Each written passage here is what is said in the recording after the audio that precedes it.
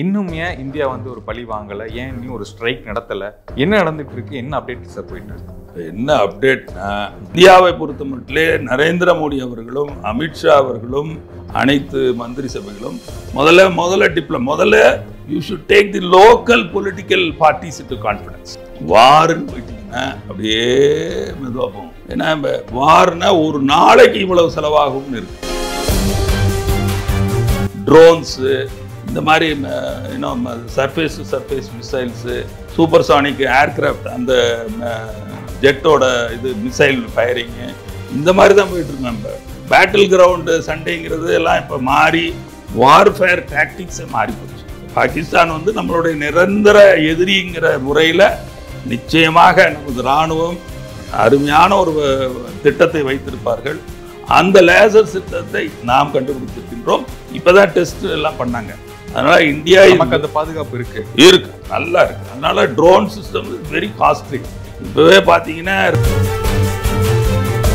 இவ்வளவு பெரிய நாடை பாகிஸ்தான் வெல்வது என்பது முடியவே முடியாது. Cabinet committee on security meeting போட்டு இம்மீடியட் இதுவரைக்கும் 65 ஆண்டுகளில் செய்யாததை நரேந்திர மோடி அவர்கள் தான் செய்ய முடியும் என்பதில் எந்த அசைக்க முடியாத நம்பிக்கை எனக்கு இருக்கின்றது. தண்ணீரை ஆயுதமாக்கப்பட்டிருக்கின்றது 65 ஆண்டுகளுக்கு பிறகு. பாகிஸ்தானுடைய மினிஸ்டர் வந்து சொல்லியிருந்தாரு, 130 அணு ஆயுதங்கள் வந்து எங்கள்கிட்ட இருக்கு, வெறும் நாங்கள் ஷோக்காக காட்சிக்காக நாங்கள் வச்சுட்டு இல்லை அப்படிங்கிற மாதிரி சொன்னாரு. அவங்க 130 வச்சுருக்காங்கன்னா நம்ம 1000 வச்சுருக்கோம். அவங்கள்ட்ட எல்லாம் 130 அணு ஆயுதங்கள் வச்சுருக்கிறதுக்கெல்லாம் வாய்ப்பே கிடையாது. Both are atomic power Nations, அதில் எந்தவித சந்தேகமும் இல்லை. அணு ஆயுதத்தெல்லாம் இன்னைக்கு எடுக்கிற இதில் அவங்களுக்கு வந்து 100% டெக்னாலஜி அவங்கள்ட்ட எல்லாம் கிடையாது. நம்ம 1974 நம்ம வந்து நியூக்ளியர் ஸ்டேட், அவங்க வந்து 2000 தான் நியூக்ளியர் ஸ்டேட். கராச்சியில் வந்து ஒரு துறைமுகம் இருக்கு, அதை பிளாஸ்ட் பண்ணிட்டோம்னா எல்லாம் முடிஞ்சுது அப்படிங்கிற மாதிரி தகவல் இருக்கு. அது உண்மையா?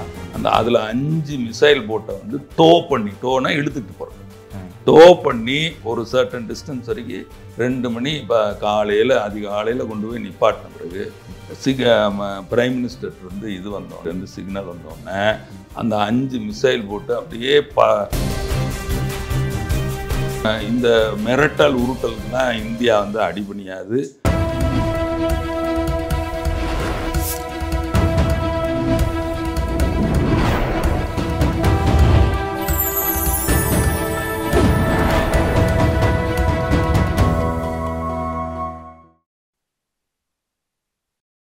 சேனல் 5 தமிழர்களுக்கு வணக்கம்.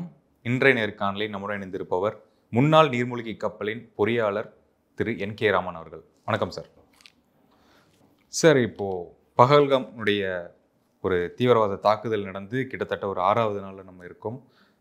இந்த நாளில் வந்து நம்ம மக்களுடைய ஏக்கம் என்னவா இருக்குது அப்படின்னா, இன்னும் ஏன் இந்தியா வந்து ஒரு பழி வாங்கலை, ஏன் இன்னும் ஒரு ஸ்ட்ரைக் நடத்தலை, என்ன பண்ணிகிட்டு இருக்காங்க, என்ன அப்டேட் அப்படிங்கிறது தான் மக்கள் முழுக்க ஒரு ஆர்வமாக இருக்காங்க.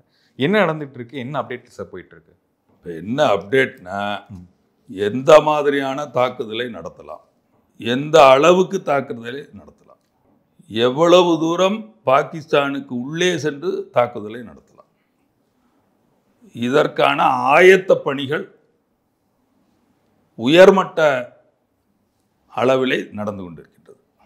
Ministry of defence, ministry of external affairs, எல்லா மினிஸ்டர்ஸும் சேர்ந்து எப்பொழுதுமே இந்த மாதிரி ஒரு தாக்குதல் நடத்துவதற்கு முன்னால் உலகத்தில் உள்ள அனைத்து நாடுகளிலும், குறிப்பாக இந்தியாவிற்கு மிக நெருக்கமாக இருக்கக்கூடிய நாடுகளையும், ஃப்ரெண்ட்லி நேஷன்ஸ், அதுபோக ஆதரவாக இருக்கக்கூடிய நாடுகளையும் டிப்ளமேட்டிக் லெவலில் தூதரங்கள் மூலமாக அவங்கள்ட்ட இந்த மாதிரி நடந்திருக்கு, என்ன செய்யலாம்னு தெரியாமல் யோசிச்சுக்கிட்டு இருக்கோம்னு தான் சொல்லுவாங்க.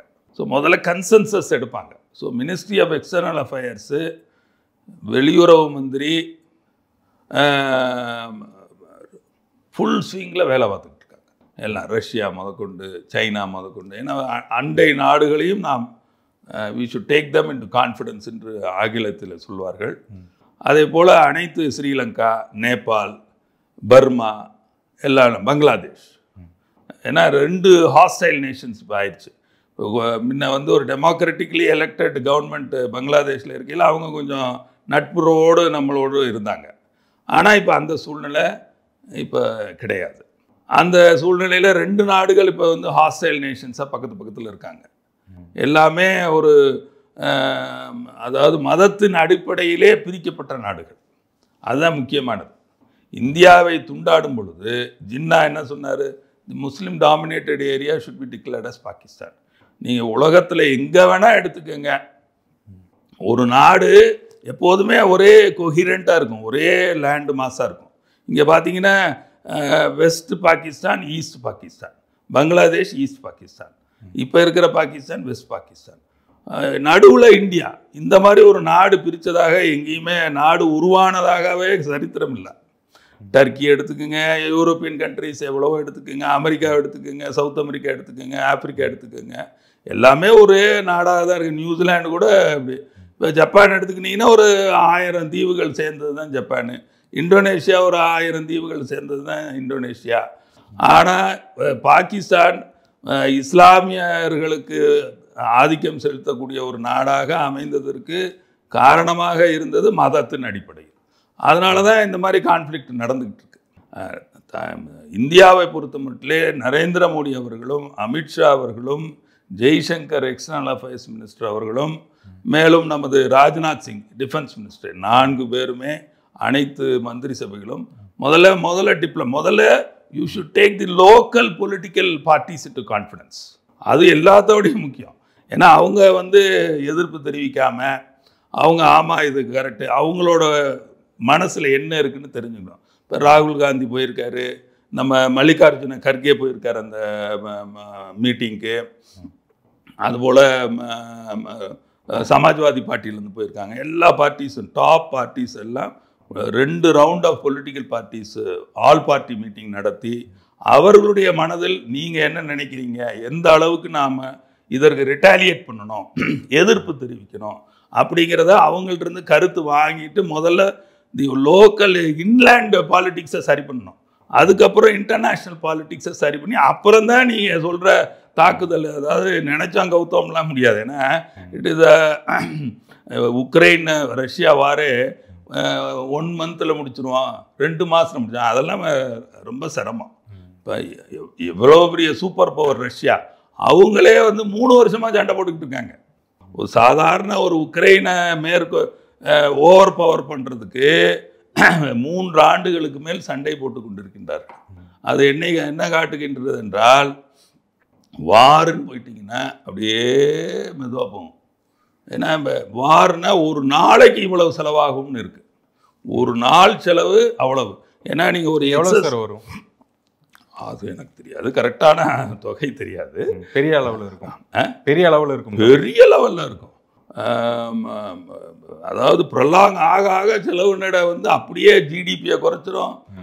50 லட்சம் கோடி ரூபா வந்து நம்ம இந்திய நாட்டோட பட்ஜெட்டு. அதே போல் 2013 பார்த்தீங்கன்னா ப. சிதம்பரம் வெறும் 13.5 லட்சம் கோடி தான் பட்ஜெட் போட்டார், வெறும் 13.5 லட்சம் கோடி. ஜிஎஸ்டிங்கிற ஒரு அருமையான ஒரு திட்டத்தை கொண்டு வந்ததன் காரணமாக நான் கொஞ்சம் டீவியேட் பண்ணுறேன், இருந்தாலும் இன்றைக்கி 50 லட்சம் கோடி.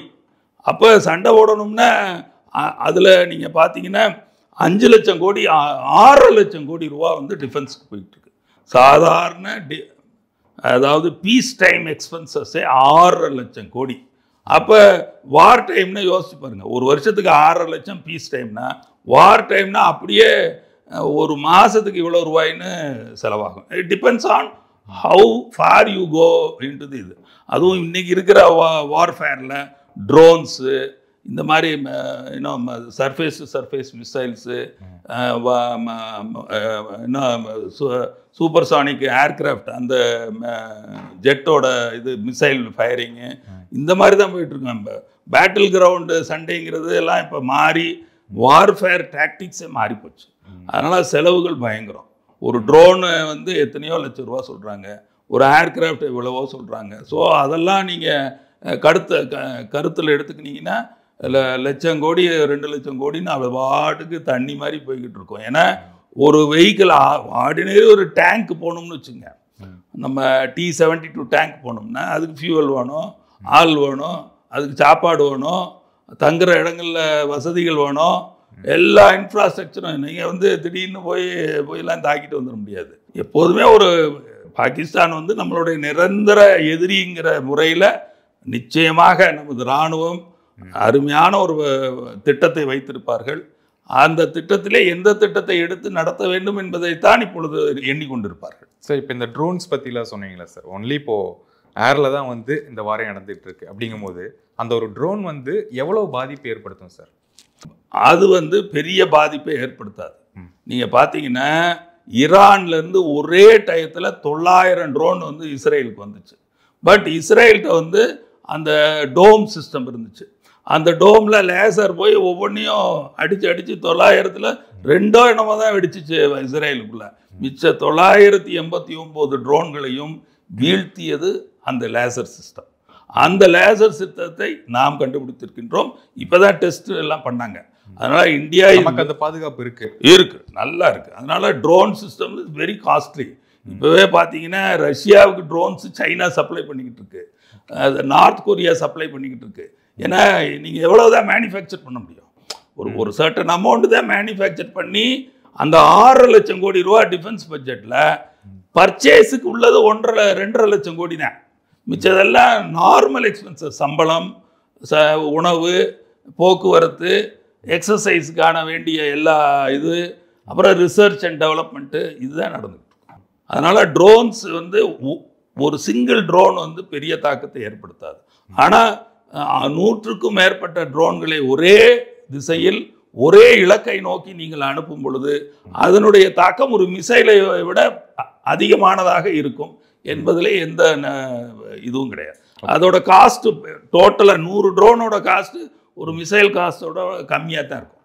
ஓகே, இப்போ பாகிஸ்தானுக்கு வந்து சீனா ஆதரவு அப்படிங்கிற தகவல் வந்து வந்துகிட்டு இருக்கு. இதனால என்ன ஆதாயம்? இல்லை, சீனாவை பொறுத்த மட்டிலே இந்த 100 ஆண்டுகளிலே எந்த போரையும் நிகழ்த்தியது கிடையாது. ஒரு போர் கூட நீங்கள் எடுத்து பாருங்க. அதாவது யுனைடெட் ஸ்டேட்ஸ் வியட்நாம்லேருந்து ஆப்கானிஸ்தான்லேருந்து ஈராக்லேருந்து குவைத்திலேருந்து இப்போ ஈரான் வரைக்கும் துருக்கி வரைக்கும் அவங்க சண்டை போட்டுக்கினே தான் இருக்காங்க. ஆனால் சீனாவை பொறுத்த மட்டிலே அவர்கள் எந்த போருக்கும் இந்த 100 ஆண்டுகளிலே சென்றதில்லை. அவங்க கண்ணும் கருத்துமாக அவர்களுடைய எக்கனாமிக் பவரை உயர்த்துவதிலேயே தான் இருக்கின்றார்கள். பணபலத்தை உயர்த்தி கொண்டிருக்கின்றார்கள். உழைப்பு உழைப்பு உழைப்புன்னு சைனாவோட பார்த்தீங்கன்னா டேரிஃப் வார் நடந்து கொண்டு இருக்கின்றது, எக்கனாமிக் வார் நடந்து கொண்டு இருக்கின்றது. உலகம் எங்கும் என்ன பண்ணுறாங்க? United States of America Trump அவர்கள் ஜனாதிபதியாக ஆன பிறகு டேரிஃப் வார் நடந்து கொண்டிருக்கின்றது. அதில் பாதிக்கப்பட்டவர்கள் கனடாவின் டேரிஃப் வாரில் பாதிக்கப்பட்டது யுஎஸ்ஏ தான். ஏன்னா மேக்சிமம் இம்போர்ட் அவங்க தான் பண்ணிக்கிட்டு இருக்காங்க. அங்கே இருக்கக்கூடிய பாப்புலேஷன் 40 கோடி தான், 35லேருந்து 40 கோடி. ஆனால் சைனாவோட பாப்புலேஷன் நம்மளதை விட இப்போ கொஞ்சம் குறைச்சி 145 கோடி பாப்புலேஷன். நம்ம விட்டு 150 கோடியை நோக்கி சென்று கொண்டு இருக்கின்றது. அதனால் இவ்வளோ பெரிய நாடை பாகிஸ்தான் வெல்வது என்பது முடியவே முடியாது. இதில் பெரிய இது என்னென்னா, இப்போ இன்றைக்கி 22ஆம் தேதி அவங்க வந்து இது பண்ணோன்னே உடனே சவுதி அரேபியாவில் இருந்த நம்ம பிரதம மந்திரி மோடி அவர்கள் உடனே வந்து இதுக்கு வந்துட்டார், இந்தியாவுக்கு வந்து cabinet committee on security meeting போட்டு இம்மீடியட் இதுவரைக்கும் 65 ஆண்டுகளில் செய்யாததை நரேந்திர மோடி அவர்கள் தான் செய்ய முடியும் என்பதில் எந்த அசைக்க முடியாத நம்பிக்கை எனக்கு இருக்கின்றது. அவர் என்ன செஞ்சிருக்காருன்னா கெப்ட் இன் அபேயன்ஸ் எதை? Indus water treaty. Indus water treaty அபேயன்ஸில் வச்சுட்டாருன்னா சஸ்பெண்டட் அனிமேஷனில் இருக்குது. இண்டஸ் வாட்டர் ட்ரீட்டியோட சஸ்பென்ஷனை நான் படித்து பார்த்ததில் இப்போ எப்படின்னா காவேரியில் தண்ணி 50 ஆண்டு கால ஒப்பந்தம் காலாவதி ஆகின்றது 1974. கலைஞர் மு கருணாநிதி அவர்கள் தமிழகத்தின் முதல்வராக இருந்து கொண்டிருக்கின்றார்கள். அவர் அந்த சமயத்தில் இதனுடைய முக்கியத்துவத்தை அறியாமல் அந்த ஒப்பந்தத்தை புதுப்பிக்கவே இல்லை. புதுப்பிக்காததன் காரணமாக தண்ணீர் காவேரியிலே தலைக்காவேரியிலிருந்து வரக்கூடிய காவேரியை இதில் வந்து 2 ஆங்கில வார்த்தைகள் இருக்கின்றன. Upper riparian state, lower riparian state. Karnataka upper riparian state, Tamil Nadu lower riparian state. நீங்கள் போய் பாருங்கள், எனக்கு தெரிஞ்சு 30 நாளைக்கு மேலே காவேரியில் தண்ணியே ஓடினதில்லை. இப்போ அந்த காலத்தில் 6 மாதம் ஓடும். ஏன்? அவன் அணையை கட்டி தடுத்துக்கினான் தண்ணியை. ஆனால் எப்போ தண்ணியை விடுறேன்? அணைகள் அனைத்தும் நிரம்பிய பிறகு தண்ணியை விடுகின்றார்கள். அதனால தான் அப்பப்போ தான் தண்ணி வருது காவேரியில். மழை காலத்தில் தண்ணீர் வருகின்றது காவேரியில். எல்லா இடத்துலையும் இருந்து காவேரிக்கு தண்ணி வரையில் தண்ணி ஓடுது மழை காலத்தில். அதே தான் இப்போ இண்டஸ் வாட்டர் ட்ரீட்டியில் India is upper riparian state like Karnataka, Pakistan is lower riparian state like Tamil Nadu. அதனால இப்போ வந்து அவங்களோட 3 ரிவர் 6 ரிவர் இருக்கு இண்டஸ் வாட்டர் ட்ரீட்டியில். 6 ரிவரில் அவங்களோட சட்லஜ், ஜீலம், செனாப் தண்ணி ஓடுறது இனி வந்து நம்மளை காவேரியில் தண்ணி ஓடுற மாதிரி தான் இனி ஓடும். அப்போ என்னன்னா அவங்களோட அக்ரிகல்ச்சரல் இது பாதிக்கப்படும். அவங்க பாசுமதி ரைஸ் ப்ரொடக்ஷன் கம்மியாயிரும், காட்டன் கம்மியாயிரும், கார்மெண்ட்ஸ் எக்ஸ்போர்ட்ஸ் கம்மியாயிரும். அவங்களோட 40% லேபர் அக்ரிகல்ச்சரல் லேபர். பாகிஸ்தானோட லேபரில் இப்போ 42% லேபர் வந்து இது வந்து தண்ணீரையுமே ஒரு ஆயுதமாக்கலாம். தண்ணீரை ஆயுதமாக்கப்பட்டிருக்கின்றது 65 ஆண்டுகளுக்கு பிறகு. நரேந்திர மோடி அவர்கள் 11 ஆண்டுகள் பிரதம மந்திரியாக இருந்த பிறகு தண்ணீரை ஆயுதமாக ஆக்கப்பட்டிருக்கின்றது. தட் இஸ் ஆங்கிலத்திலே கூற வேண்டும் என்றால் it will have a devastating impact on the economy of the Pakistan. பாகிஸ்தானுடைய மினிஸ்டர் வந்து சொல்லியிருந்தாரு 130 அணு ஆயுதங்கள் வந்து எங்கள்கிட்ட இருக்கு, வெறும் நாங்கள் ஷோக்காக காட்சிக்காக நாங்கள் வச்சுக்கல அப்படிங்கிற மாதிரி சொன்னார். ஒரு மிரட்டல் மடி கூட நம்ம இதை எடுத்துக்கலாம். இதுக்கு நம்மளுடைய ரிப்ளை என்னவா இருக்கும்? அவங்க 130 வச்சுருக்காங்கன்னா நம்ம 1000 வச்சுருக்கணும். அவங்கள்ட்ட எல்லாம் 130 அணு ஆயுதங்கள் வச்சுருக்கிறதுக்கெல்லாம் வாய்ப்பே கிடையாது. அணு ஆயுதங்கள் அப்படிங்கிற எது மென்ஷன் பண்ணுறாங்க சார்? Atomic bomb. ஹிரோஷிமா நாகசாக்கியில் 1944 போட்ட பாம்பு இன்னைக்கு வரைக்கும் வந்து பிள்ளைகள்லாம் வந்து டிஃபார்மிட்டியோட பிறக்கிறாங்க. போலியோ அட்டாக் குழந்தைகள் மாதிரி பிறந்துக்கிட்டு இருக்காங்க. ஸோ அதோட இம்பேக்டை நீங்கள் யோசிச்சு பாருங்கள். எத்தனையோ 1000 ஸ்கொயர் கிலோமீட்டருக்கு, இத்தனைக்கும் அது வந்து ஒரு ஐலண்டு, 2 ஐலண்டில் போட்ட குண்டுக்கே இவ்வளவு பாதிப்புன்னா யோசிச்சு பாருங்கள். Both are atomic power Nations, அதில் எந்தவித சந்தேகமும் இல்லை. ஆனால் அவர்கள் வந்து இந்த நாடு வந்து 5 மடங்கு பெரிய நாடு. அவர்களுடைய பாப்புலேஷன் 20 கோடி, நம்மளோட பாப்புலேஷன் 150 கோடி. அப்படின்னா கிட்டத்தட்ட 7.5 மடங்கு பெரிய பாப்புலேஷன். அட்டாமிக் பாம்லாம் போட்டான்னா இட் இஸ் நாட் பாசிபிள். நீங்கள் அப்படி பார்த்தீங்கன்னா ரஷ்யாட்ட 6000 அணு ஆயுதங்கள் இருக்கின்றன. யுஎஸ்ஏவோட ஜாஸ்தியான அணு ஆயுதங்கள் இருக்கின்றன. அணு ஆயுதத்தெல்லாம் இன்னைக்கு எடுக்கிற இதில் அவங்களுக்கு வந்து 100% டெக்னாலஜியும் அவங்கள்ட்ட எல்லாம் கிடையாது. ஓரளவுக்கு அவங்க வந்து தயாரித்து வச்சுருக்காங்க, இல்லைன்னு சொல்லலை. தே டெஸ்டட் அட்டாமிக் பாம்ஸ் ஆல்சோ. நம்ம அடல் பிஹாரி வாஜ்பாய் அவர்கள் 1998 இந்த நாட்டின் பிரதம மந்திரியாக ஆன பிறகு 99 அப்துல் கலாம் அவர்களுடைய துணையோடு, டிஆர்டிஓட துணையோடு அவர் இந்தியா வந்து 2 போக்ரான் அணு ஆயுதங்களை பரிசோதித்ததுலேருந்து உலகுக்கு தெரிந்து கொண்டது. நம்ம 1974 நம்ம வந்து நியூக்ளியர் ஸ்டேட்டு, அவங்க வந்து 2000 தான் நியூக்ளியர் ஸ்டேட்டு. அவங்களுக்கு இருக்கிற டெக்னாலஜிக்கும் நமக்கு இருக்கிற டெக்னாலஜிக்கும் வாஸ்ட் டிஃப்ரென்ஸ். அவங்க அந்த அட்டாமிக் பாம் வெடிக்குமாங்கிறதே சந்தேகம் தான். அந்த அளவுக்கு தான் இருக்காங்களே ஒழிய, அதனால அந்த அளவுக்குலாம் வாரெல்லாம் போயிடாது. ஓகே, இந்த சொல்லி இப்போ இங்கிலீஷில் ஒரு வார்த்தை பொஸ்டரிம்பாங்க, அப்படி அடிக்க போகிற மாதிரி பொஸ்டர் பண்ணுறது, அதுதான் நடக்குது. ஓகே, கராச்சியில் வந்து ஒரு துறைமுகம் இருக்குது, அதை பிளாஸ்ட் பண்ணிட்டோம்னா எல்லாம் முடிஞ்சுது அப்படிங்கிற மாதிரி தகவல் இருக்குது. அது உண்மையா? என்ன விஷயம் இருக்குது? அதுதான் அது வந்து 1971 வாரில் வந்து மிசைல் போட்ஸ் என்ற போட் இருக்குது எங்கள் நேவியில். அதில் 5 மிசைல் போட்டை வந்து டோனா இழுத்துட்டு போகிறது, டோ பண்ணி ஒரு சர்டன் டிஸ்டன்ஸ் வரைக்கும் 2 மணி இப்போ அதிகாலையில் கொண்டு போய் நிப்பாட்டின பிறகு பிரைம் மினிஸ்டர்கிட்டருந்து இது வந்தோடனே, இந்திரா காந்திகிட்டேருந்து சிக்னல் வந்தோடனே அந்த 5 மிசைல் போட்டு அப்படியே கிட்டத்தட்ட 40 நாட்டிக்கல் ஸ்பீட், 40 கிலோமீட்டர் ஸ்பீடில், அதுக்கு நாட்டிக்கல் மைல் வந்து கூட 1.87 கிலோமீட்டர்ஸ் மேக். அது அந்த ஸ்பீடில் போய் கராச்சி ஹார்பரில் அடித்ததில் கிட்டத்தட்ட 5 கப்பல் அப்படியே அந்த கராச்சி ஹார்பரில் உங்களால் இதுவே போச்சு, டெப்த்தே போச்சு. வெளியில் மற்ற கப்பல்லாம் கூட வெளியில் வர முடியல. அந்த அளவுக்கு பாதிப்பு நடந்ததன் காரணமாக அவங்க சரண்டர் ஆகிறதுக்கு ரொம்ப அது ஒரு பெரிய காரணம். அதனால் நேவியோட role in 1971 war is a very big role to make Pakistan surrender in front of India. Okay, இப்போ இந்த ஸ்ட்ரைக்கில் வந்து நீர்மூழ்கி கப்பலினுடைய பங்கு இருக்கா இப்போ நடக்கக்கூடிய? டெஃபினட்டாக இருக்கு. எந்த வார்ஃபேர்னாலும் 1941 செகண்ட் வேர்ல்டு வாரில் ஏன் வெஸ்ட் ஜெர்மனி வந்து பவர்ஃபுல்லாக இருந்துச்சுன்னா நீர்மூழ்கி கப்பல் அன்னைக்கே தயாரித்தான். அவங்களுக்கு அதுக்கு பேர் யூ போட்டுன்னு பேர், ஏன்னா யூ ஷேப்பில் இருக்கும். அதனால் யூ போட்டோட பவர்னால தான் டார்பிடோஸ், அவங்களோட ஆயுதங்கள் வந்து டார்பிடோஸ். டார்பிடோ வந்து கப்பலில் மேலே ஒரு டார்பிடோ போதும், ஒரு ஏர்கிராஃப்ட் கேரியரே இறக்கிடலாம். அந்த அளவுக்கு அருமையான